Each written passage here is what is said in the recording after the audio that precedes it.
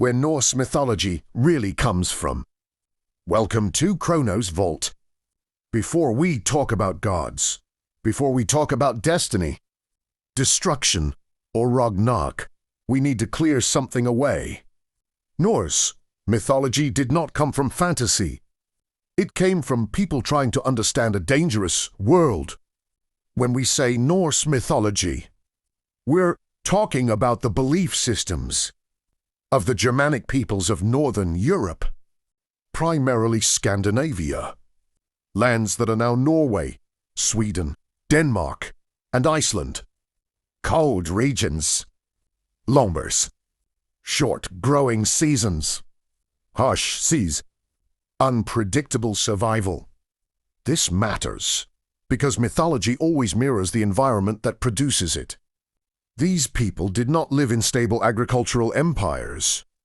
They lived close to hunger, storms, and death. So their stories were not about eternal safety or divine rescue.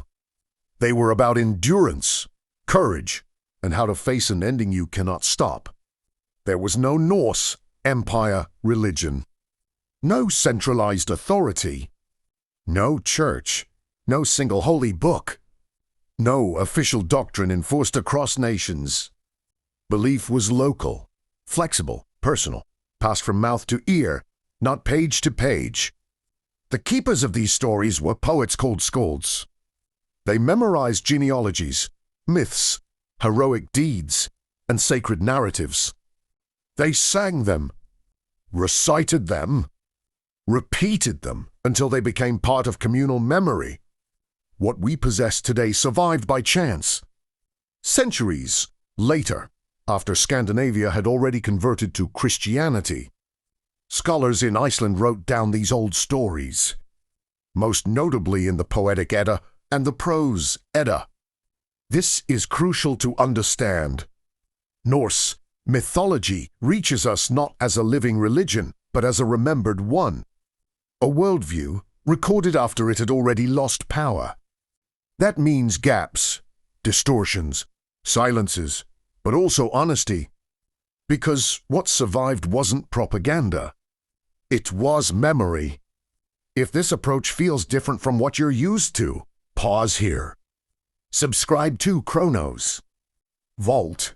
This channel is built for people who want myth, explained without fantasy fog. And leave a comment as we go.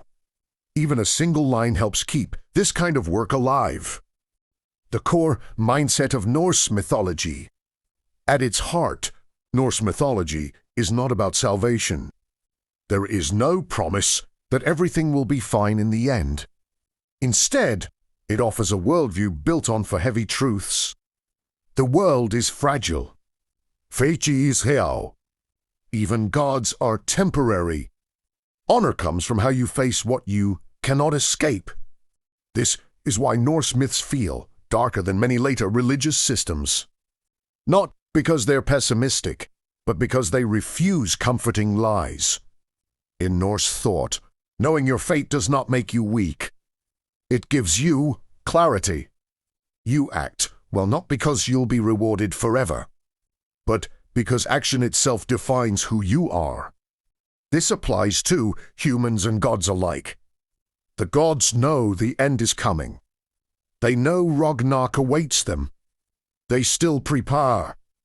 They still fight. They still protect the fragile order of the world for as long as they can. That mindset is the soul of Norse mythology. The cosmic structure of reality. Reality, in Norse cosmology, is not flat or simple. Everything is held together by Yggdrasil, the world tree. Not just a symbol, but a living structure that binds existence. Its roots and branches connect multiple realms. The world of humans, the world of gods, the world of giants, the realms of the dead, linked, all influencing one another. There is no neat heaven and hell system here. Existence is layered, unstable, and interconnected. What happens in one realm echoes into others. Balance is temporary. Disorder is always pressing in, and everyone knows how it ends. Ragnarök is not a punishment. It is not a moral judgment. It is the natural conclusion of a fragile universe built on tension. The gods do not stop Ragnarök. They cannot. They can only delay it. Understanding the gods, not all divine beings are the same. One of the most misunderstood aspects of Norse mythology is the gods themselves. People often imagine a single divine hierarchy. That's wrong. In Norse thought, there are different kinds of gods, shaped by different values and histories. These are the gods most people recognize. They represent power, authority, war, rule, and social order. At their center stands Odin, not a god of comfort, a god of obsession, wisdom, sacrifice, magic, kingship, and death all belong to him. Odin does not gain knowledge freely. He pays for it. He loses an eye. He hangs himself on the world tree. He suffers to understand. Then there is Thor, strength, protection, thunder. He defends humanity from forces that would crush it, not through cleverness, but raw power and relentless action. And Tyr, associated with law and oaths. He sacrifices his hand to bind chaos, showing that justice in Norse myth always costs something. They rule from Asgard, but do not mistake their home for perfection. The Geir are not eternal. They age, they can be wounded. They depend on objects, rituals, and alliances to survive. Remove those supports, and they weaken. This is deliberate. Norse gods are powerful, not abso. The Vanir are older. They are tied to fertility, nature, wealth, and the cycles of life. Frey represents abundance and prosperity. Freya governs love, desire, magic, and fate. Njord rules the sea, trade, and travel. There was once a war between the Geir and the Vanir, not a myth of good versus evil, but a memory of older belief systems colliding. The war ends not in destruction, but in truce and exchange. This tells us something profound.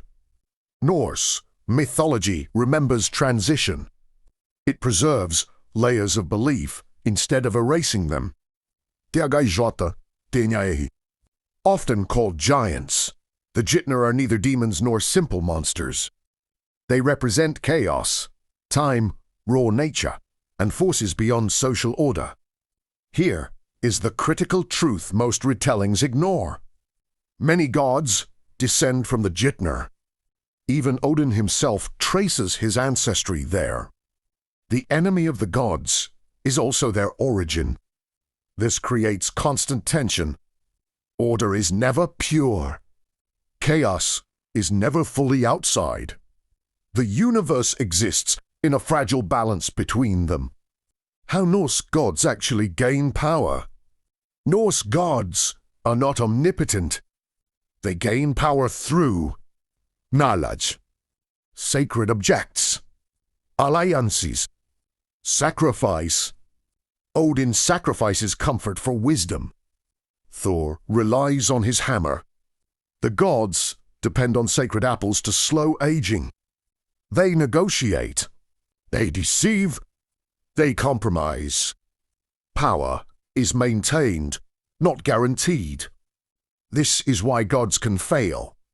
And they do. Limitations of the divine.